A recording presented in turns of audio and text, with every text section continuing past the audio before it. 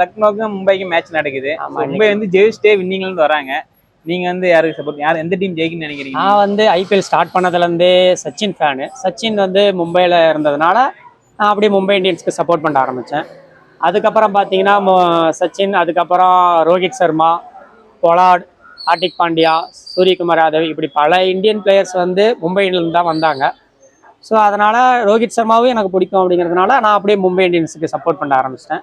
இப்போ இதுலையுமே மும்பை இந்தியன்ஸ் தான். இன்னைக்கு மேட்ச் லக்னோ கூட, அது ஹோம் கிரவுண்ட் வந்து லக்னோ ஹோம் கிரவுண்ட் நடக்குது. ஸோ ரிஷப் பண்ட் ஆல்ரெடி ஒரு மேட்சும் ஜெயிச்சுக்கிறாங்க. அவங்க ஒரு அடி வாங்கிட்டு வராங்க. மும்பை இந்தியன்ஸ் வின் பண்ணிட்டு ஒரு பாசிட்டிவ் வைப்பில் வராங்க.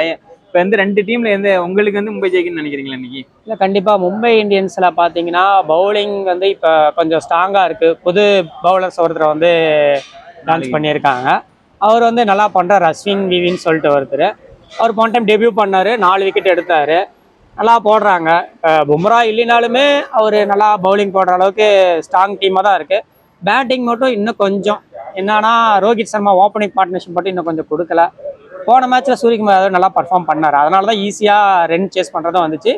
பட் பவுலிங் வைஸாக பார்த்தீங்கன்னா மும்பை நல்லா ஸ்ட்ராங்காக தான் இருக்காங்க. ஆல்ரவுண்டர்ஸும் இன்னும் நல்லா ஹெவியாக தான் இருக்காங்க.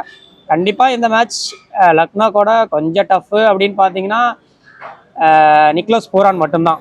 மற்றபடி அந்த டீமில் யாரும் இது வரைக்குமே பர்ஃபார்ம் பண்ணல.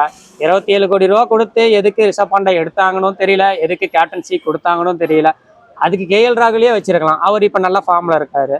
ரிஷப் பண்ட் சும்மா தான் கேப்டன்சி வராரு, டாஸ் போறாரு, கீப்பிங் பண்ணுறாரு, போறாரு. மற்றபடி பேட்டிங்கில் எதுவும் பெருசாக பண்ணல. இந்த மேட்ச் வந்து ரிஷப் பண்ட் வந்து பயங்கரமாக அடிப்பார்னு நினைக்கிறேன். இல்லை, அடித்தா கண்டிப்பாக ஓனர்ஸ்க்கு ஹாப்பி தான். ஏன்னா 27 கோடி ரூபா கொடுத்து எடுத்துருக்குறாங்க. 3 மேட்ச் ஆச்சு. ஏற்கனவே அந்த டீம் ஓனர்ஸ்லாம் பார்த்தீங்கன்னா போன ஐபிஎல்லையே ராகுலை கொஞ்சம் கடுமையாக விமர்சனம் பண்ணிட்டாங்க. அதனாலேயே ராகுல் வந்து அந்த டீம் விட்டு போகிற சுச்சுவேஷன் ஆயிடுச்சு. போட்டு பேசிக்கிறாரு, அதனால அவர் வெறியில் இருக்கிறாரு. அவர் கொஞ்சம் தும்சம் பண்ண போறாங்கன்னு நினைக்கிறேன்.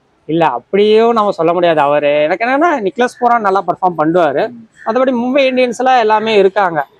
அந்த நீங்கள் லக்னோ சூப்பர்ஸ் எடுத்தீங்க அப்படின்னா நிக்லஸ் பூரான், அதுக்கப்புறம் பதோனி, இவங்களாம் தான் கொஞ்சம் நல்லா பர்ஃபார்ம் பண்ணுறாங்களே தவிர பவுலிங்கில் சும்மா ஆள் இல்லைன்னு சொல்லிட்டு எடுத்த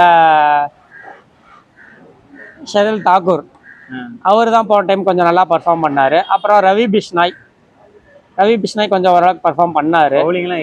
பவுலிங் ஓரளவுக்கு நல்லா தான் இருக்காங்க. ஆனால் பேட்டிங்கும் கொஞ்சம் ஓரளவுக்குனா நிக்லஸ் பூரான் அவர் பர்ஃபார்ம் பண்ணால் மட்டும்தான். நிக்லஸ் பூரான், பதோனி அவங்க பர்ஃபார்ம் பண்ணால் மட்டும்தான். மற்றபடி வேற மிடில் ஆர்டரில் யாருமே கிடையாது.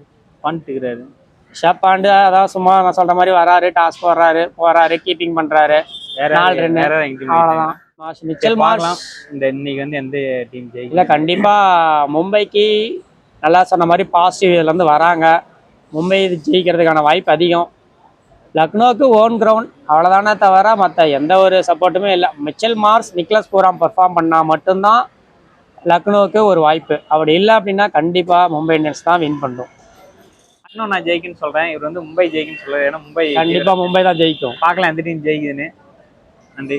நம்ம சேனலை ஃபாலோ பண்ணாதீங்க, ஃபாலோ பண்ணிங்க, சப்ஸ்கிரைப் பண்ணிங்க.